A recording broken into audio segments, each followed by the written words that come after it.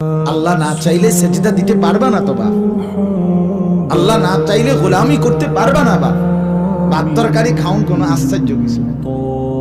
এই fungus tilapia ইতান ছোট বড়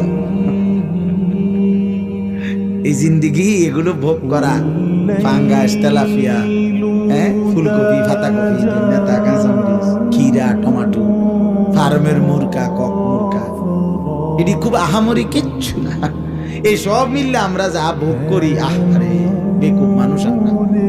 জঙ্গলের বাঘ ভাল্লুক এর চাইতে উত্তম জিনিস দুনিয়া ভোগ করে। আমি নিজে দেখছি চিড়িয়াখানায়, চিটাগাঙের ওইদিকে বড় চিড়িয়াখানায়, ওইখানে দেখছি যে দুপুরবেলা একদিন বাঘেরে গোশত দিছে, গরুর গোশত। তা আমি জিগাইলাম, ভাই কদ্দুর দিছে না? কয় হুজুর, এই চিড়িয়াখানার বাঘেরে জঙ্গলের সমপরিমাণ দেওয়া যায় না, চিড়িয়াখানার একটা সীমাবদ্ধতা আছে, আমরা কি আর ওই রকম চাহিদা মতো দিতে পারি না। আমি বলছি আচ্ছা ঠিক আছে, কিন্তু এনে দিছেন কদ্দুর? চাহিদা হোক আর না হোক, কয় যে এমনি প্রতি বেলা 20-22 কেজি গরুর গোশত